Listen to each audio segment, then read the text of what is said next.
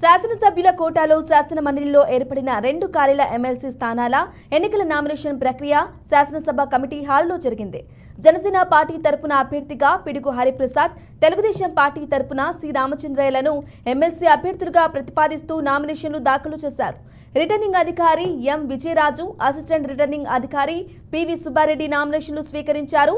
Janasena party ప్రతినిధులు నాదెండ్ల మనోహర్, కందుల దుర్గేష్, లోక మాధవి, మండలి బుద్ధాప్రసాద్, తెలుగుదేశం పార్టీ ప్రతినిధులు పయ్యావుల కేశవ్, ఎన్ఎండి ఫరూక్, జులకంటి బ్రహ్మానందరెడ్డి, ఏలూరి సాంబశివరావులు హాజరయ్యారు.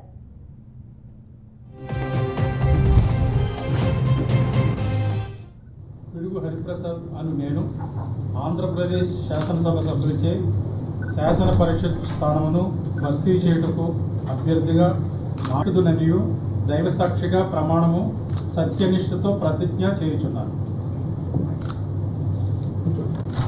పిడుగు హరిప్రసాద్ అను నేను ఆంధ్రప్రదేశ్ శాసనసభ సభ్యులచే శాసన పరిషత్ స్థానమును భర్తీ చేయుటకు అభ్యర్థిగా నాటుదుననియు దైవసాక్షిగా ప్రమాణము సత్యనిష్ఠతో ప్రతిజ్ఞ చేయుచున్నాను.